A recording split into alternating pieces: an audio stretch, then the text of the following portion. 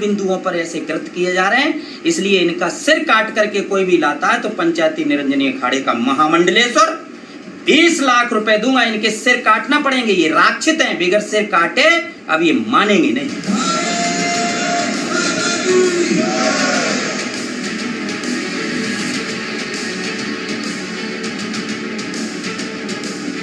हमारे सिर भी हाजिर है और हमारे बाजू भी तैयार हैं।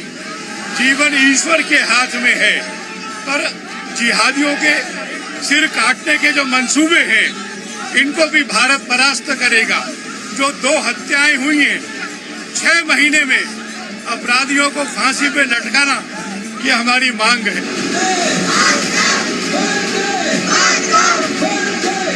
हमेशा सर तन से जुदा नहीं होता, कई बार तन से तन जुदा हो जाता है। महाराणा प्रताप ने बेलोल खां को बीचों बीच काट दिया था घोड़े समेत, तो तन से तन जुदा हो गया था। वही स्थिति अब इस देश में होने वाली है, सर तन से जुदा नहीं, तन तन से जुदा। दोस्तों, आज के इस वीडियो में आदित्य त्यागी बीएचपी के विजय शंकर साहब से पूछती है, बजरंग दल ने हेल्पलाइन फोन नंबर क्यों पब्लिश किया? इसके लिए प्रशासन और पुलिस है ना? विजय शंकर जी ने कहा, यह लोगों के हेल्प करने के इंटेंशन से किया गया है। अगर किसी को धमकी मिलती है और पुलिस एफआईआर दर्ज नहीं करती है तो हम उनको हेल्प करेंगे एफआईआर दर्ज करने में। आइए देखते हैं उन दोनों के बीच में क्या डिबेट हुई। हमारा सर भी तैयार, हमारा सर भी हाजिर है, हमारे बाजू भी तैयार, इसका मतलब क्या है सर? मैं बताता हूँ बाजी क्या है। जब सर काटने के लिए कोई आएगा तो आप बचाएंगे कैसे अपने सर को? अपने पैर से बचाएंगे, अपने नाखून से बचाएंगे, अपने आँखों से बचाएंगे, अपने कंधे से बचाएंगे, कहाँ से बचाएंगे? बाजू से बचाएंगे ना। तो अगर किसी हमले से आपने बचना है तो आपने अपने बाजू का प्रयोग तो करना पड़ेगा ना। तो इसीलिए हमारा सिर भी तैयार है, लेकिन हमारा अपना ये वार बचाने के लिए हमारा बाजू भी तैयार है। ये आप समझिए। कल बजरंग दल ने सारे देश में उनके ऐसे संपर्क के नंबर हमने सारे सार्वजनिक किए थे, देश भर में किए थे, उसका लोगों ने विरोध किया। अब आप कल्पना करिए, आप बताइए कि बजरंग दल को केवल इसलिए नंबर दिए गए ताकि अगर उनके पास कोई फ़ोन आता है, उनको करके धमकाया जाता है, और वो धमकाने के बाद, और अच्छा आप ये देखिए कुछ दिनों में केवल धमकाया नहीं गया, वो काम पूरा हुआ। उदयपुर में पहले फ़ोन किया, फिर धमकाया, धमकाने के बाद गला काटा। वैसे ही उमेश का किया, धमकाया, फ़ोन किया और वही उसको मारा। तो ये एक परंपरा पूरे देश में आपको दिखाई। धमकाना, धमकाने के बाद केवल धमकाना रह जाएगा, गला नहीं कटेगा, इसकी कोई अब गारंटी नहीं रही है। और सारा हिंदू समाज आशंकित था और मुझे लगता है सारे देश में एक भय का माहौल बनाने का पूरी कोशिश की गई थी।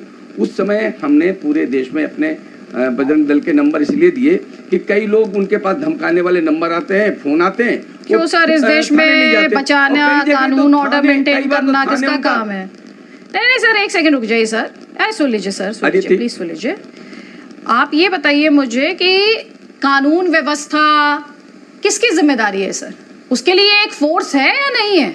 एक इंस्टीट्यूशन क्रिएट किया गया है या नहीं क्रिएट किया गया है सर? फिर तो सब खुद ही बचाव कर ले, पुलिस की जरूरत क्या है सर?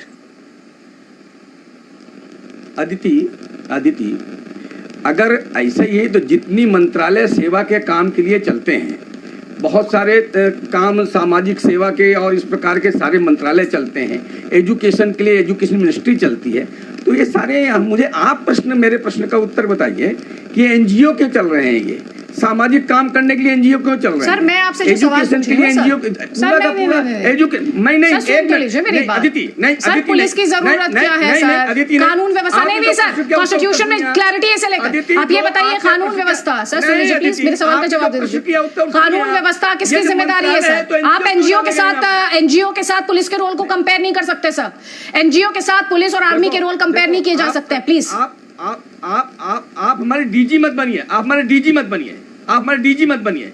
आपने प्रश्न सर डीजी नहीं बन रही, सवाल पूछ रही हूँ आपसे सर। आपको सवाल छुप रहा है, मुझे समझ आ रहा है, लेकिन मेरा सवाल है और ये मेरा सवाल नहीं है, देश में कई लोगों का सवाल है सर। आदित्य आप तो सुन लीजिए ना। हमने कहा बजरंग दल के पास आएंगे, बजरंग दल के कार्यकर्ता थाने जाएंगे, जाकर उनकी रिपोर्ट लिखवाएंगे और लिखाने के बाद उसका फॉलो अप करवाएंगे। इसमें कोई असंवैधानिक है क्या?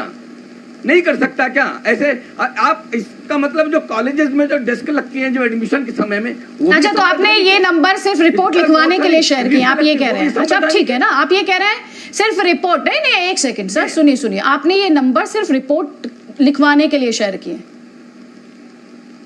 सिर्फ रिपोर्ट लिखवाने के लिए? हमने देखो जो नंबर शेयर किए और हमने कल पूरा प्रॉपर पढ़िए, उसमें ये है कि लोग फोन करेंगे, वो उनको असिस्ट करेंगे, थाने में जाएंगे, अगर उनकी रिपोर्ट नहीं लिखी जाएगी थाने में जाएंगे, थाने में रिपोर्ट लिखवाएंगे, उसका फॉलो अप करवाएंगे, पूरा दिन। अच्छा ठीक है ना सर, आप ये कह रहे हैं कि ये जो नंबर आपने शेयर किए, ये जो नंबर शेयर किए गए, इन नंबरों का यूज सिर्फ थाने में रिपोर्ट लिखाने का है, आप ये कह रहे हैं ना सर? उनका फॉलो अप करना, लोगों को असिस्ट करना, लोगों को एक उनके पास एक संबल है कि हमारी बात सुनने वाला कोई है और हम उसको लेकर के थाने गए, पुलिस वाले रिपोर्ट नहीं लिखते, आप फॉलो अप नहीं करते। उदयपुर में आपने देखा ना, फॉलो अप नहीं हुआ, फॉलो अप होता तो कन्हैया जिंदा होता। अच्छा, तो अब आप ये बता दीजिए, जो पुलिस को असिस्टेंस मिलेगी ये किसी पार्टी विशेष शासित राज्यों में मिलेगी या ये ऑल ओवर इंडिया के लिए? अदिति, जहां भी उनके पास कोई फोन आएगा, जहां भी उनको लगेगा कि उनकी बात पुलिस नहीं सुन रही है, वो चाहे कोई प्रदेश हो, चाहे उत्तर प्रदेश हो, चाहे हरियाणा हो, चाहे राजस्थान हो, चाहे वो बंगाल हो, चाहे वो कोई भी प्रदेश हो, वहां पर वो बजरंग दल के कार्यकर्ता उनके साथ जाएंगे, उनको असिस्ट करेंगे।